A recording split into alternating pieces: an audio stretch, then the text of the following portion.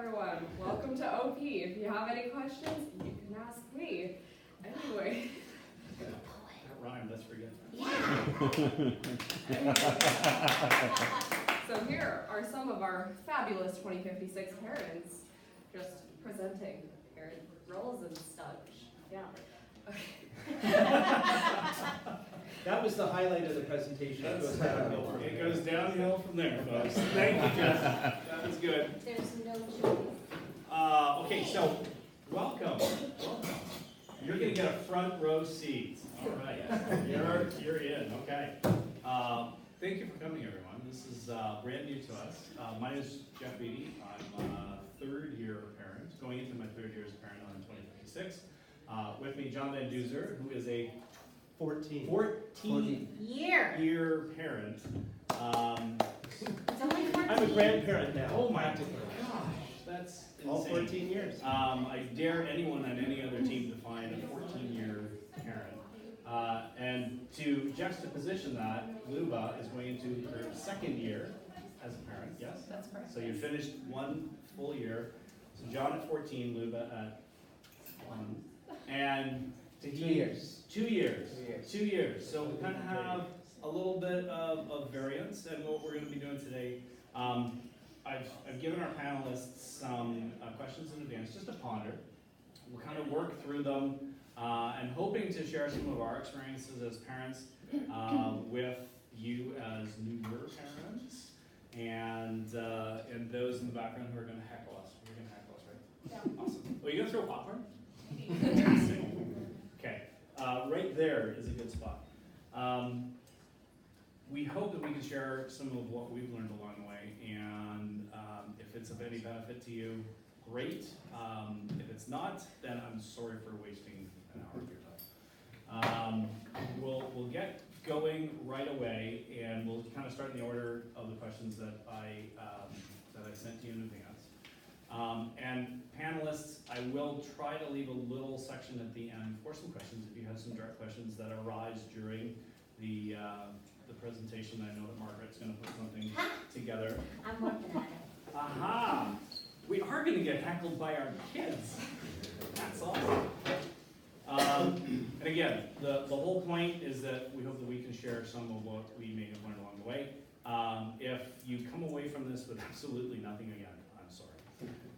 So we're going to start, and I'm going to start kind of with John, because you are like the elder statesman. Gandalf. Yes. All right.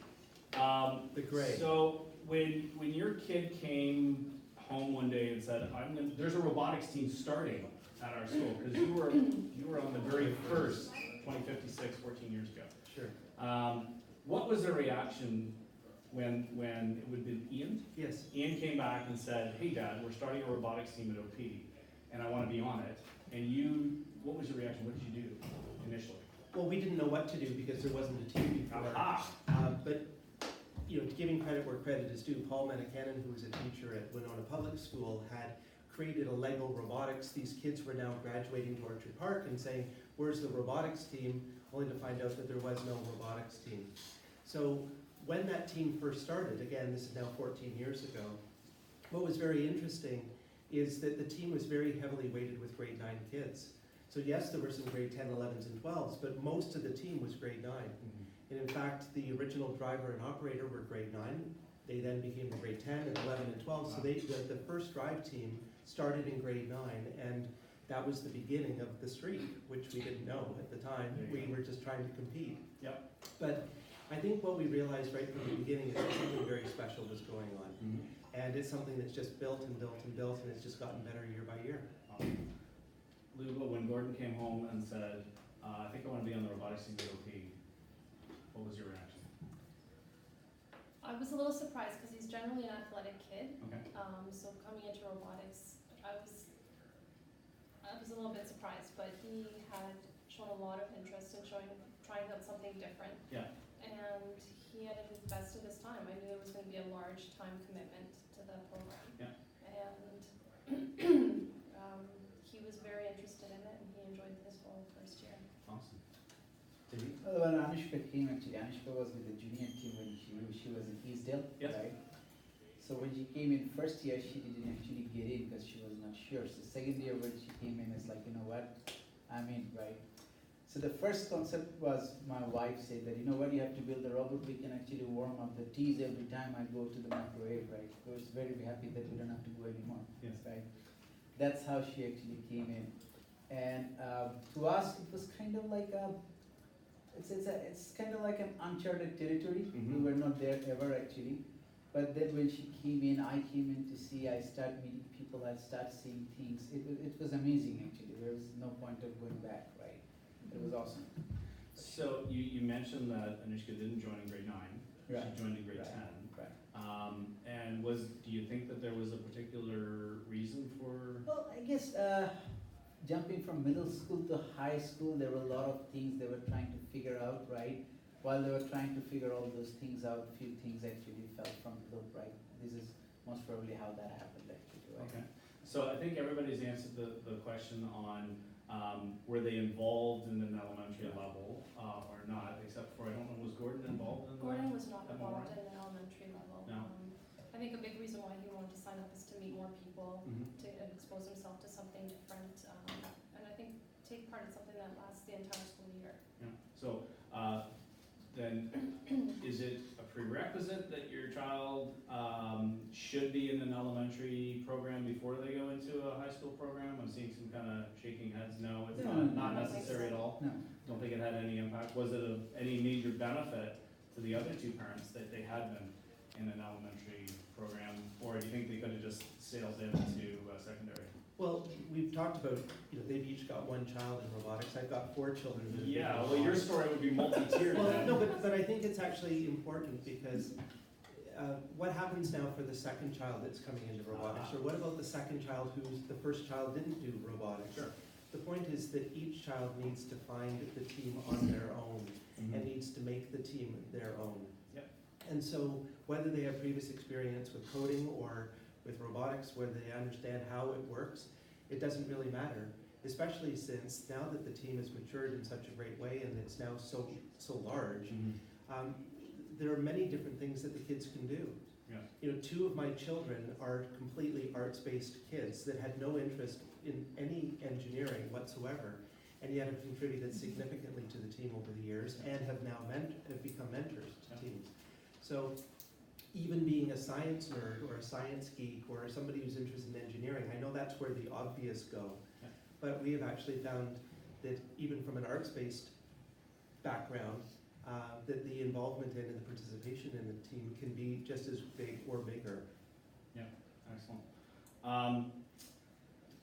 Were there any hints from parents? Were you trying to steer them towards or against any of this along the way, or is it entirely from them? John?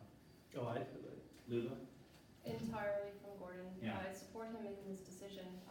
It came as a surprise to me, but it was completely his choice. Do you know if there was any influence from the peer group?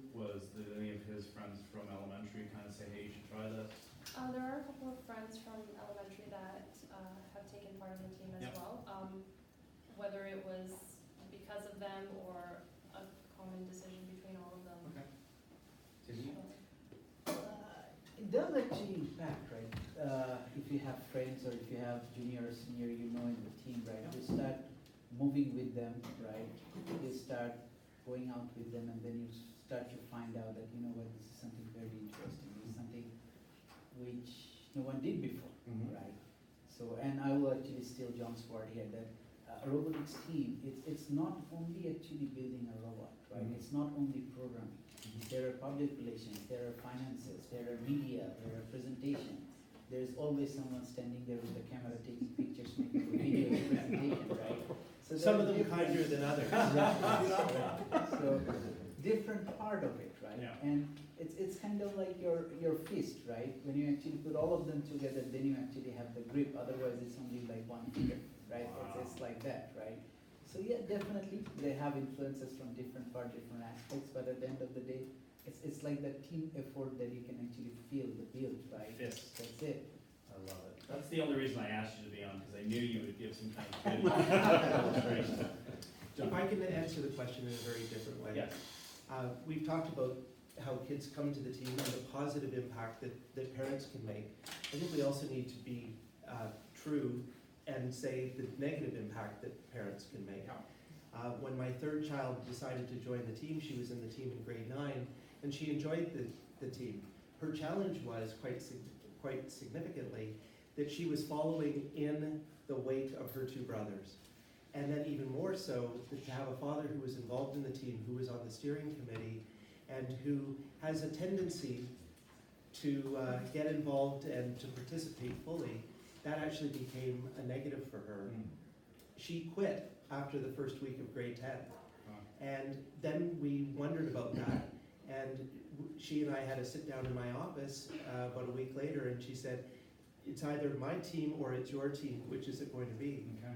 And so I backed right off. I wasn't involved as a parent. I certainly did the fundraising, but I just stayed way back so it could be her team, because really it's about the students, it's not about the parents.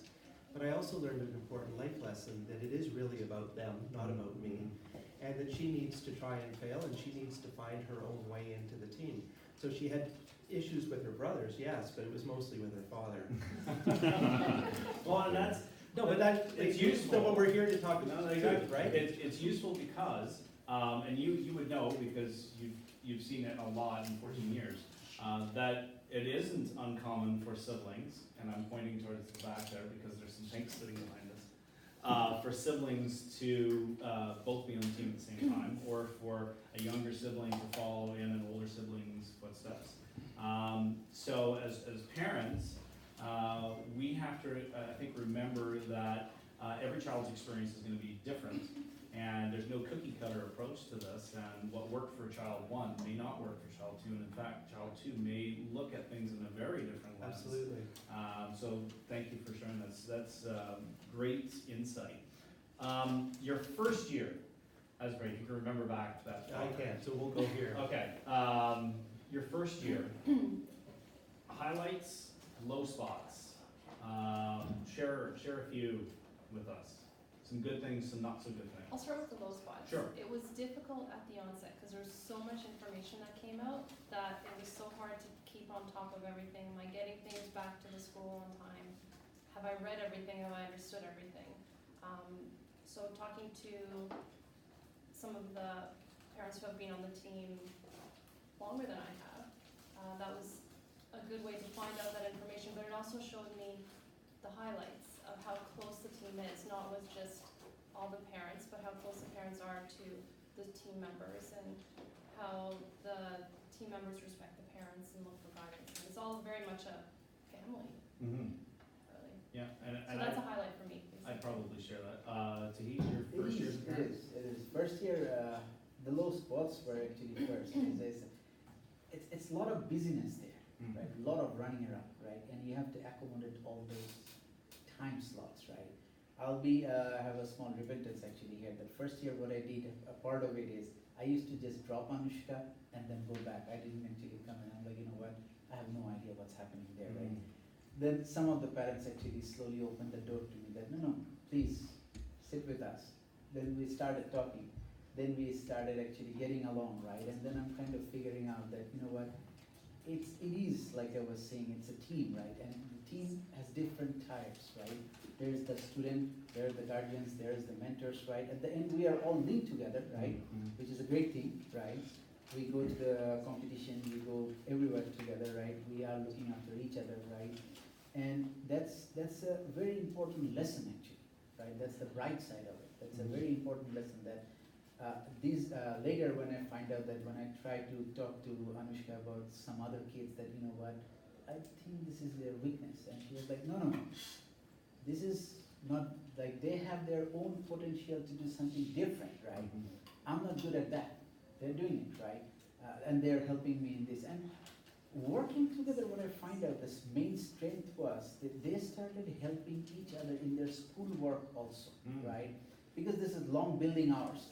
It starts after school, finishes almost 9, 10 p.m., right? Yeah. And next day they have their assignments also there, right? So they're helping each other in the gaps when they're having the coffee, when they're having the lunch break, or they're giving breaks to others that, you know what, go finish this and come back, right? It's an awesome experience, that is for sure. That's one of the strength I kind of feel, like find out here that vibe was always there, right? So one of the highlights for you was seeing that your child had figured out a lot of Right. that hierarchy Right.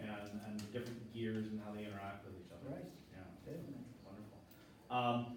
Do you think that there was any struggles that you saw Anushka go through in her first year, and that could be academically, socially, emotionally? Were there any low points for her that you think you saw? And I'm putting you on the spot because she's sitting right here.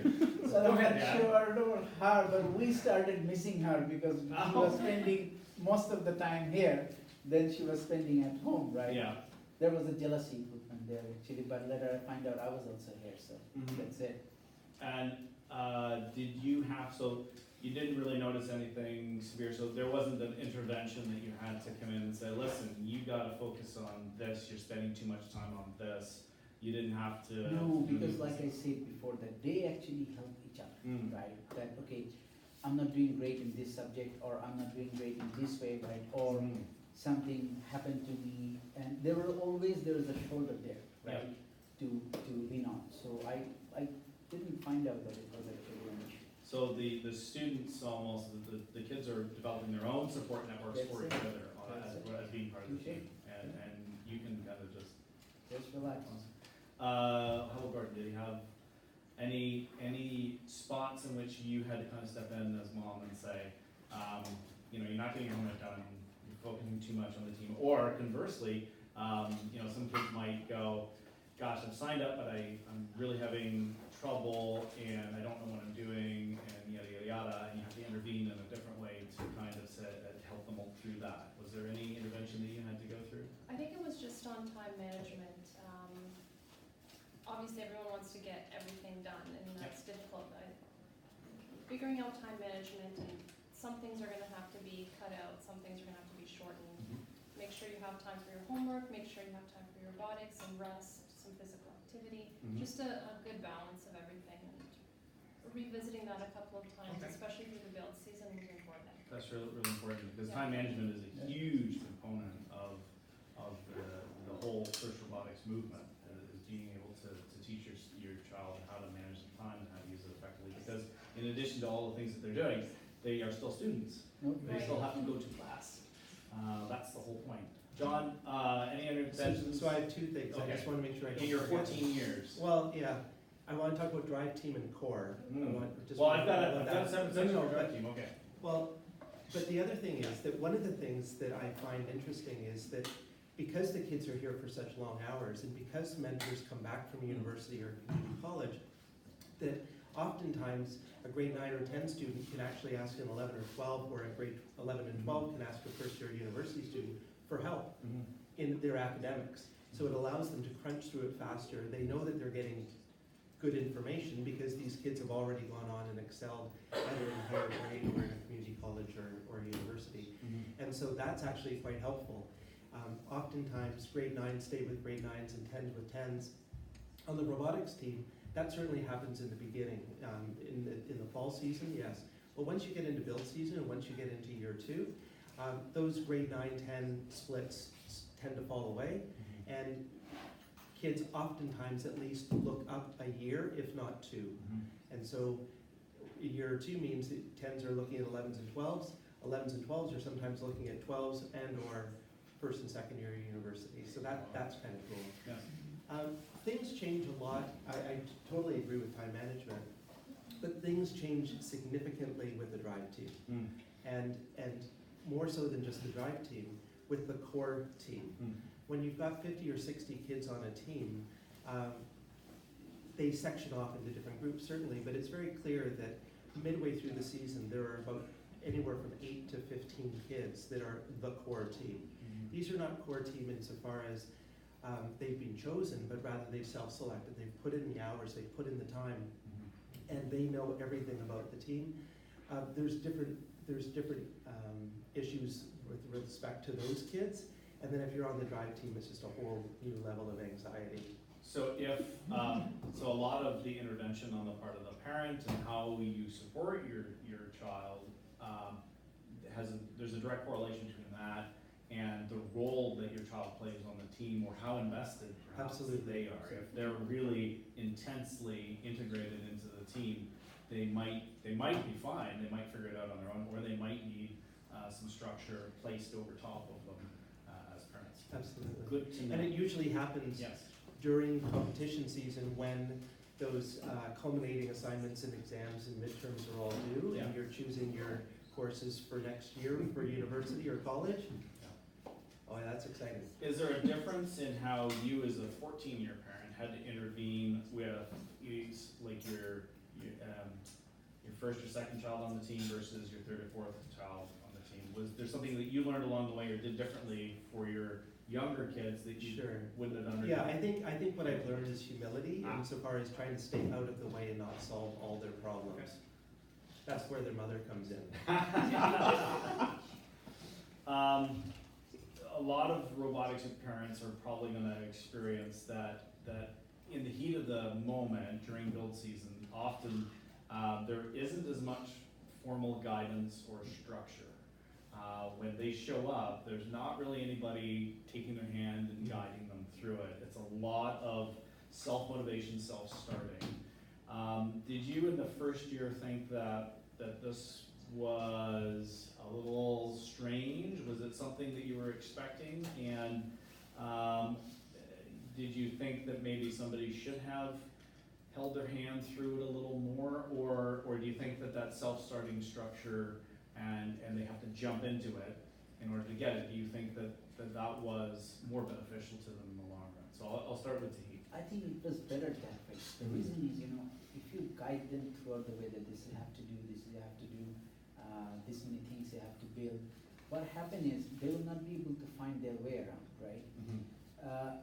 Within next 2 years, right, what happened is they're actually going out of the high school. They'll be in a bigger pond. They will be in a bigger lake, right? They will not be roaming with the bigger fishes, right? So if they start learning their way around, right, slowly, because they will see that, okay, there is a group working with this thing, there is a group working with the presentation, there is a group working with the planning, there is someone actually dicing something, cutting something, right? And they'll be like, whichever I like, I'm gonna go that way, right? I'm not sure about all the other kids. I can actually say with Anushka that what we thought she will do after high school, the way she will go after high school, it actually changed throughout the last 2-3 years, right? They were like, okay, this is what I like to do, this is what I thought I would like to do, but no, I didn't actually, right? So she kind of figured her way around, right, which I kind of liked about it, right? But if you, like I said, that if you always try to figure things out for them, that no, this is what you have to do, this is the way you have to go, or someone is there that, you know what, you come in, you just do this, then they will not be able to figure those things around that, what is actually their strength, what is their weakness, right? What are the things they want to do, what are the things they're interested to, right? So I think it is actually better that way, that let them actually fiddle around and find their way out, that how they will do, right? So you found some self-discovery taking place, that your child learned more about themselves and changed their direction as a result of it. Because I can, as a parent myself, I mean, my kid, previous to going on the team, was a competitive cheerleader and thought that she wanted to be a graphic artist. Now she's heading into mechanical Don't be a engineering. graphic artist. Don't be a graphic artist. Well, it's a good thing that she joined the team, or That's what I John would do. be disappointed. I know. Just for clarity. There you go. People at home watching, an unhappy graphic artist. Yeah, very happy. Just don't want the hard competition. There you go. Well, turns out, but that self-discovery, when you put them into that environment, they go, oh, this is not what I thought I was going to be doing, and now I'm heading in a new direction. So was your question about the students? I heard it differently. I heard it Yep. more as the parents. Is The it parents, about the so parents? It's for both. When you go into this unstructured environment and everybody has to be a self-starter, did you find that to be a benefit for your students? And did you find it a benefit for you? Did you have concerns when you were what the heck is going on here? This place is a madhouse. Sure. So this is actually where 14 years of perspective perhaps is a benefit to this conversation. Otherwise, I think what they are offering is actually more helpful to more parents, and I'm saying that sincerely. When we started years ago, it all started very small and very organically. We just wanted to build a robot. We just wanted to compete. We were raising a few dollars. Now we're raising significant dollars. There's also significant pressure, and it comes with the streak. You know, when you do not lose a regional competition for the first 10 years of your existence, you do not know how to lose. And there's then an expectation of the parents, there's an expectation of the students that they're just gonna come home with a gold medal. And that becomes a challenge. But I think now, we've done a couple of things right over the years. First of all, Stan and Ty run a fabulous ship, but they are very much the wizards behind the curtain. How is it that all of this stuff just manifests? How does it just happen? Well, it happens because they put endless numbers of hours into it and they just make it look easy. But the starting of the steering committee was very helpful because it's mostly parents. And those parents then input and they also learn about what's happening with the team. But it also gives them a meaningful way to contribute to the team. What I think we don't do well enough, but I think we need to be doing better, is to actually be much more systematic about what are the jobs that can be done, so that when new parents, especially grade 9 and 10 students, come in and they say, listen, I want to contribute, but it's just overwhelming. There's just so much to do. That inch by inch we can do it, yard by yard, it's really, really hard. So just take on the recycling responsibility and ghost somebody for the first year and then run it the second and third. And that may be your contribution to the team, and that's wonderful. Maybe there's things you can offer because of you're just handy, or you know how to CNC, or you know how to code, or this or that. Like maybe there's some specific skill sets you can bring, but oftentimes it's just, I think we need to be better at giving parents ways in, but making it easy for them to understand how they can contribute. And then actually asking them and expecting them to contribute is also important. This is a massive operation and it requires many more hands than we have.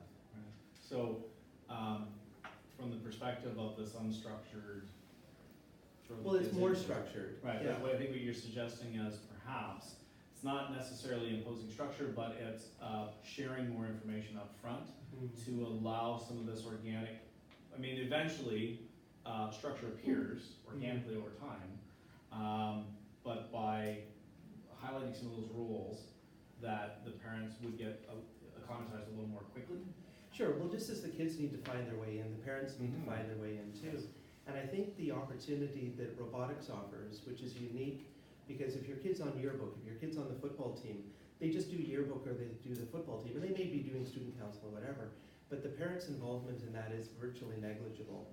In the case of robotics, there's an opportunity that instead of being a parent and a student, or a father and a son, or a mother and a son, or a mother and a daughter, that you actually have the opportunity to be peers.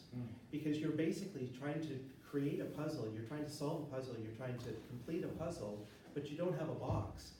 Because the game is different year by year, and even if the puzzle isn't different, the team is different, because we've just lost a whole bunch of grade 12 students, or there's a new drive team coming in, or we've just lost a major donor. Like, how are we going to make up for that?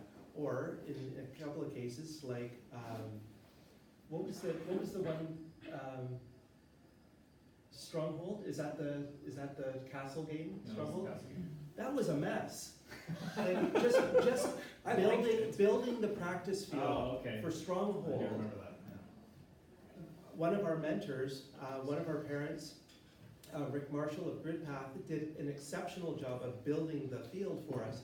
Also helped build the field for 11-14, and FRC, who had built the game and presumably knew how to build the field, was actually consulting him because one of the parts of the field they couldn't figure out how to build. They designed it, but they didn't know how to build it, but they had to come to him. So that was a mess. But just building that practice field was the equivalent of $12,000. That's a lot of money just for a practice field. Yeah. So, structure. What was your response? What was your experience in the first year? I think that the lack of structure was a good thing because everyone can navigate where they feel that they would fit and be able to be most helpful. And I think that benefits because it allows everyone to bring their own ideas parents rather than trying to be fit into a mold. They can bring maybe fresh ideas, be encouraged to bring those fresh ideas because everything isn't outlined, this is how you have to do it. Because there isn't, a this is how you have to do it. Right. People can bring their own ideas forward. If we took John's suggestion and we put a little more information out there for parents, these are some key roles that the parents might be able to fill or provide leadership on. Would that have been more beneficial to you in your first year? Absolutely. I think that if there was a little bit more definition in roles that parents could play or fit into, I think that would be helpful. Right. And that's part of what this panel is about, that hopefully some of the newer parents can look at it and go, oh, okay. And maybe as a steering committee, we come away from this and say these are ways that we can help improve our experience, and for anybody watching at home, both of you, that would be Your wife That's and not mine, is true. that? There's more than two. both of our lives. Are working out. Okay, let's go into your backgrounds, and are they in a technological field? Do you have any connection with science, technology, engineering, and math? And is it advantageous, do you think, or did it maybe detract from your students being involved? So, Lou, I'll just continue on with you. I do have a technology-based background. In my job is in the world of architecture. I do custom home design, additions, renovations, and such. So I'm involved in technology quite often, and I think that benefited Gordon. He can see through my work how things come together. Same as robotics, different application, but you go through the same process, generally speaking. And do you think it was a benefit? Do you think you caught on to things a little easier, or did it make any difference in your learning of the team and the robotics organization, First Robotics, all those stuff?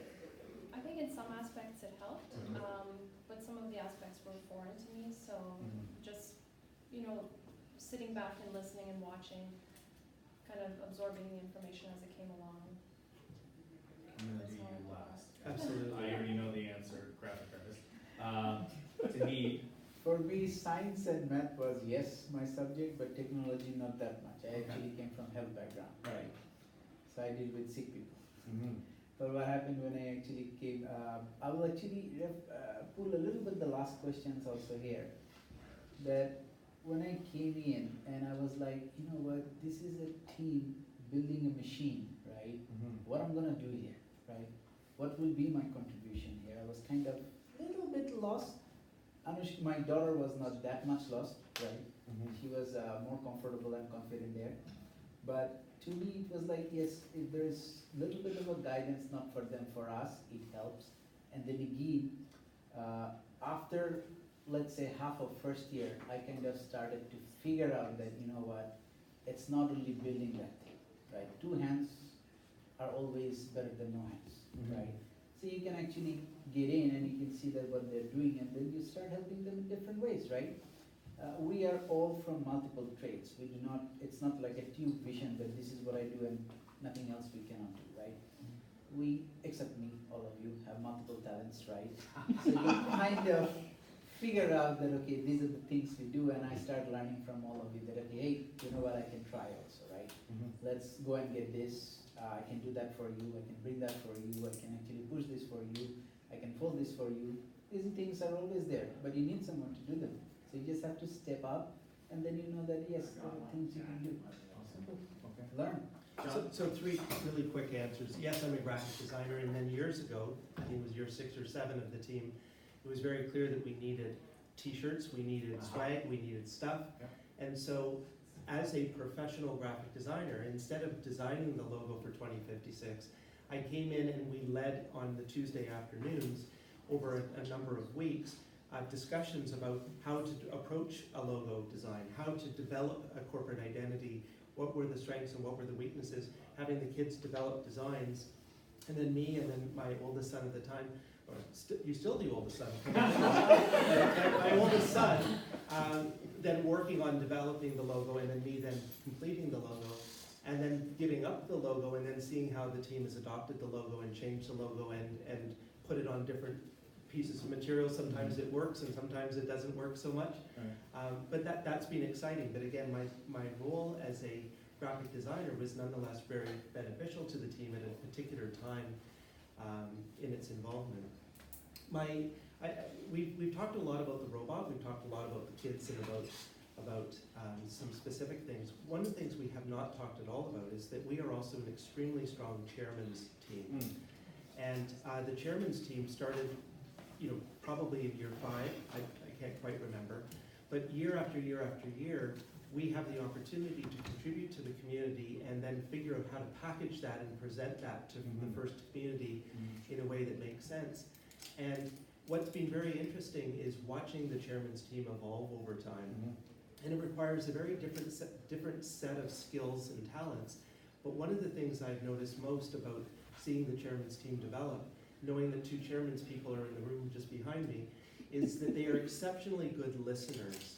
That they see what's going on and they listen to what's going on and they take all of this information and they somehow compact it into a presentation that is meaningful and actually has value to the first community, which has been rewarded significantly in a number of chairman's medals over the years. Nice.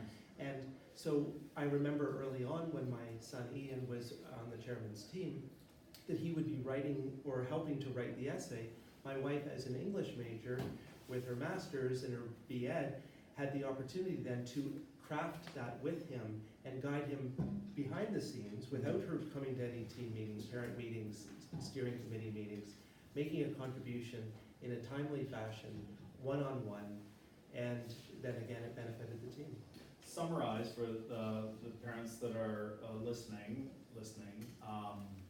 chairmans, in a nutshell, if you were meeting a new parent for the first time, how would you describe what the chairman's award and the dedicated team that goes towards what they do? So first and most importantly, the chairman's award is the highest award in FRC.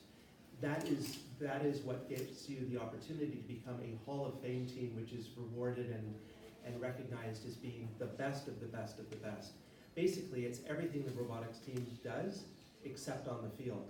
So it's all the community involvement, it's all the outreach, it's all the support of other teams.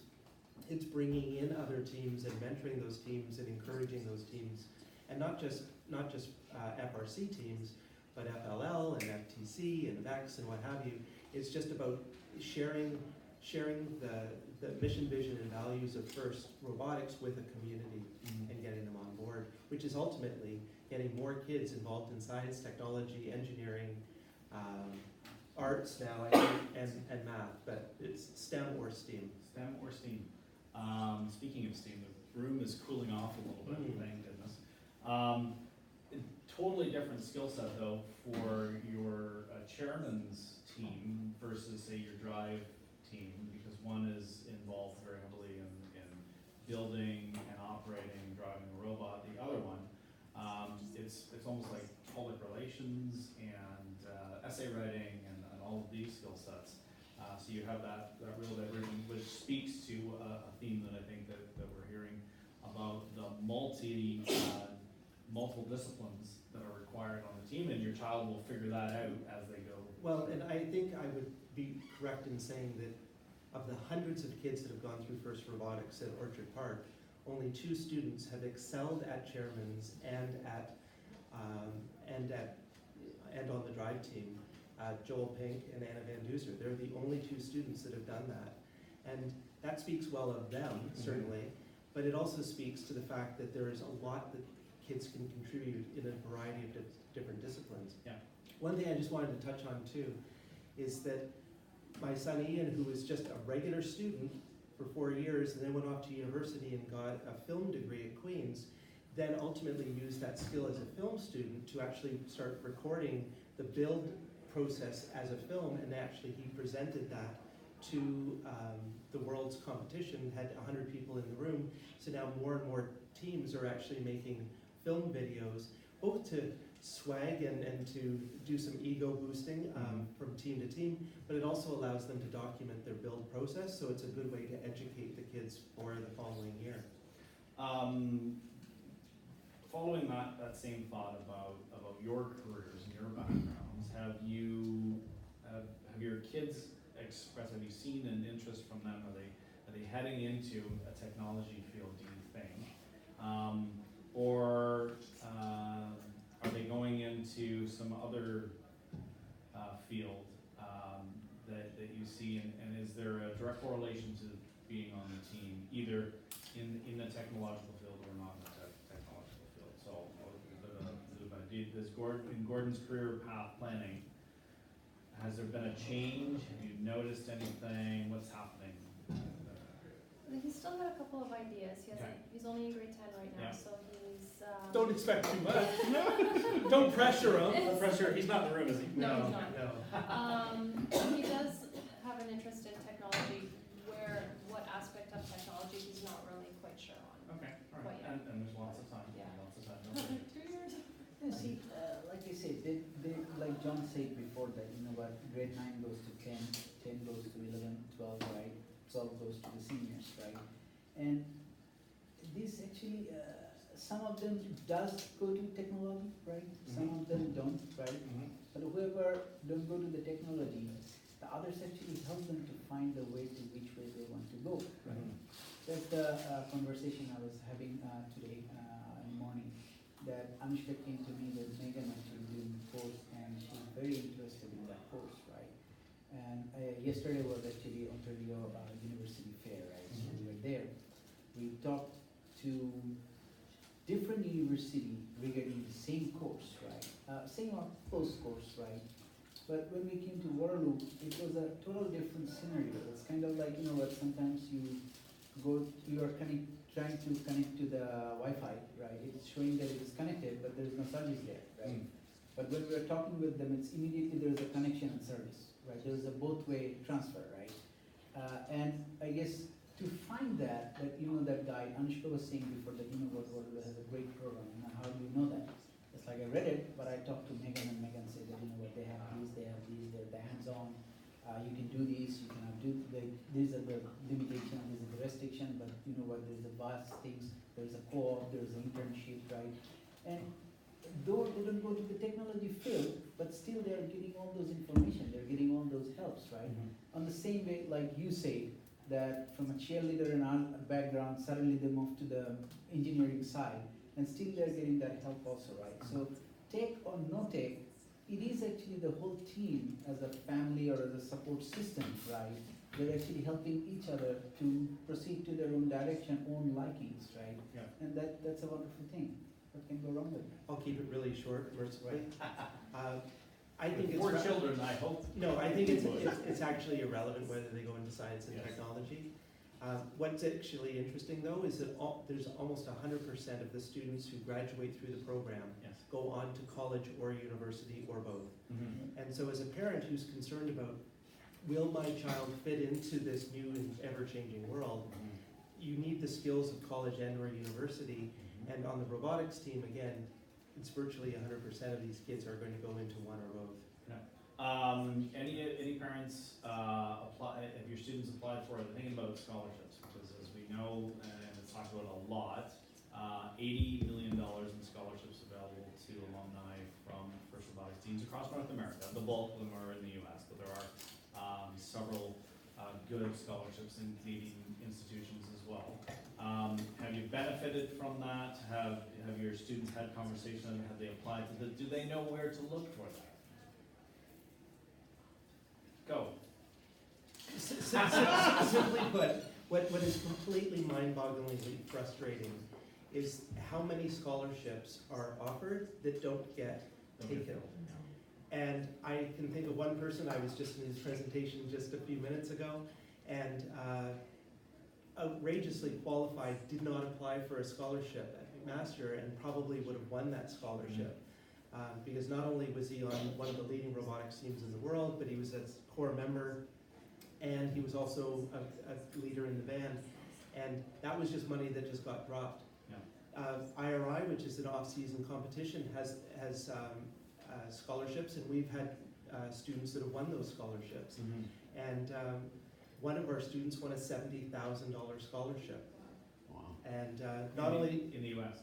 No, in Canada, In Canada, at Waterloo. Oh, Waterloo. And it was the Loran Scholarship, It was a founding student, Zach Young, and Zach not only won $70,000, he got more money over the years, but it also gave him co-op opportunities in countries as far away as, or continents as far away as Africa. Wow. So it was more than just the money, it had a mentorship component to it as well. So the money is there. Yes. When we first started, it was, I think, just 1 or 2, and now we've got 6 postgraduate or post-secondary colleges and universities are offering scholarships here in Ontario. Yeah. So apply. Yeah, absolutely. Any thoughts on scholarships yet? The only thoughts and conversations we've had is to look into them to see what's required to apply. Is it grades, is it experience, is it volunteering? What does he have to have, basically in his portfolio or resume, to actually apply to be a successful candidate? So that's where we're at. Awesome. Well, and it's good that you're looking into it, because Some that's of the most the, important. some of the university actually give direct scholarship, like when you go there to the first, right, like say McMaster, right? Because I remember during the competition, they'll be like, okay, we have 4, we have 5, we have Yes. 6. Yes. If you're grade 12, if you're looking for tech, Yeah. engineering, come to us, right? Yes. But there are a lot of other scholarships also, which I think offered by first themselves, Yes. right? Which you have to actually talk to them, which you have to apply to them, right? Yeah. It's not like you talk to the university, you talk to them. That's true. This is actually, like I said, we had a university fair yesterday, right? It's still going on. I was talking to one of the teachers there, and they had no idea about it, right? Yeah. They were like, no, we have our scholarships, but then she actually figured it out, and she was like, no, if you're looking for first scholarship as you have a first background, you have to come through first. Yeah. That's a different, Yeah. right? It doesn't mean that if you get it, you will not get ours. You can get both, Yes. right? That's a benefit, right? Yeah. And she was like, you know what, at that time, when I was a student, $2,000 is a lot, right? So if you're getting a 2,000 scholarship from us, 2,000 from first, there goes your tuition fees, what you're looking, right? Yeah.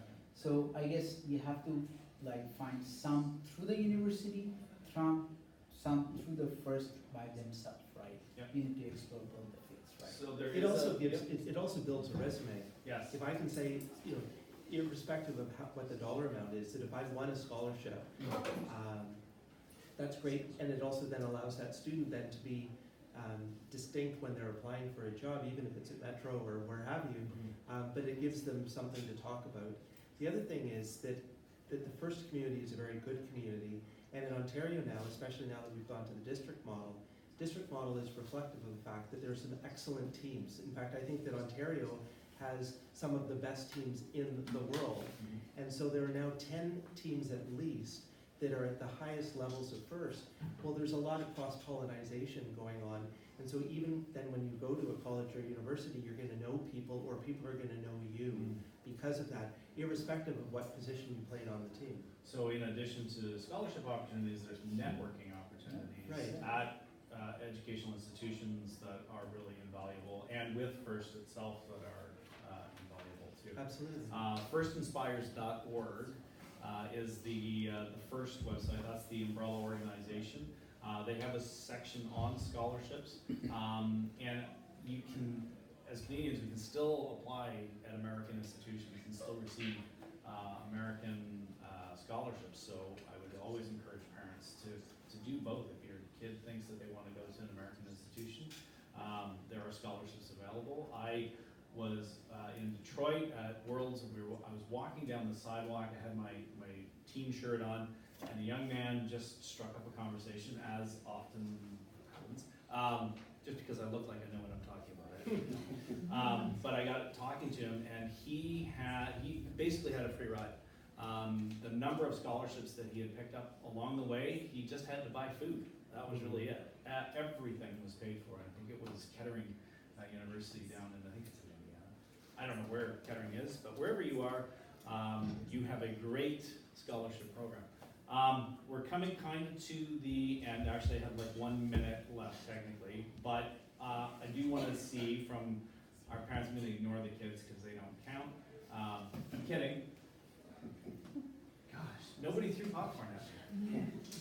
Any questions from parents that you may have for our panel of experience here?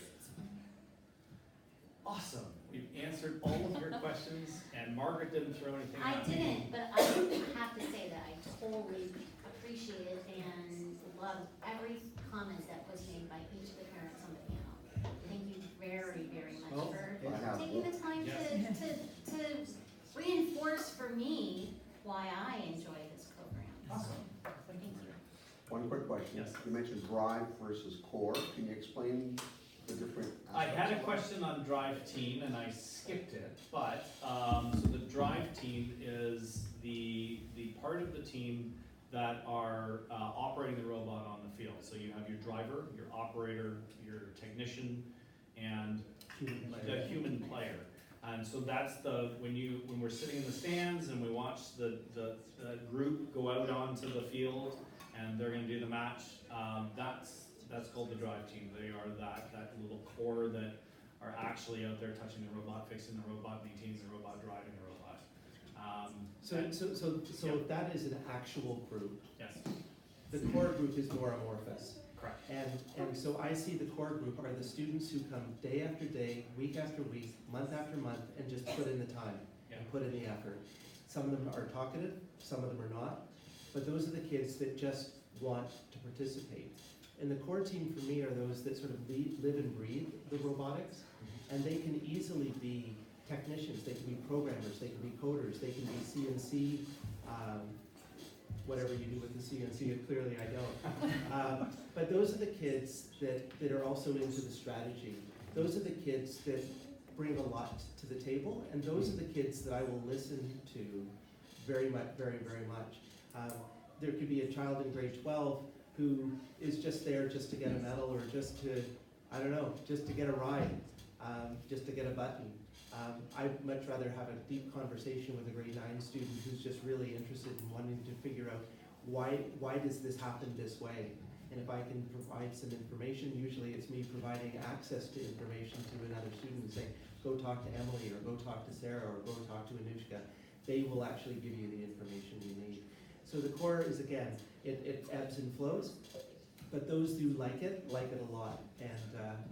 And I think that our school, and again, some of those other leading schools in Ontario, do an excellent job of really developing the skills of those kids and letting them then experience different aspects of the team, not just all about coding or all about programming or all about something. They tend to get more interested in more areas, which is really, really exciting. I think the easiest way to actually answer this is drive team are the drivers, and the core team are the people who make sure that the drive team is driving, right? And there's no obstacle there, it's flawless. Their duty is to make sure that. That's the easiest way to answer, right? We have another question. Yes. Not a question, I just wanted to thank you all. I loved hearing you talk. I'm a parent also, and loved what the team has brought into our home, not just my daughter, but all of my children. I wanted to mention Ty and Stan, definitely the wizards, and with regards to structure, they have built in that structure through mentoring. So when Samantha joined, she had no idea what she would be doing, but Yeah. the senior students did come and pull her aside and said, you need to come with us, you're really good at this. I love that they get to let their strengths guide them, and I overheard Samantha speaking to one of her friends just this week saying, I wish the whole school day was Yes. like the Yes. way we run Yeah. First Robotics, because we go and we get really excited about what really interests us. Yeah. So that's awesome. And the other thing with regards to careers is we've moved away from asking children in education, what do you want to be? We're starting to ask, what challenge do you want to solve, which is exactly what FIRST is built on. It's all Absolutely. solving a new challenge each year. Yep. So even if they're not going into engineering or robotics, it doesn't matter because they are learning the process and all of the pieces, the business side of it, the media side of it, the scouting side of it, the Yeah. competition Huge. side of it. Yeah. So, great. Thank you. And there are some components that we have run out of time for that we'll probably do in our second panel, which will start in 10 minutes. So you're welcome to come and hear the exact same thing again, or some new components that we missed when we started again in about 5 minutes. Great. Great. So thank you all. Yeah.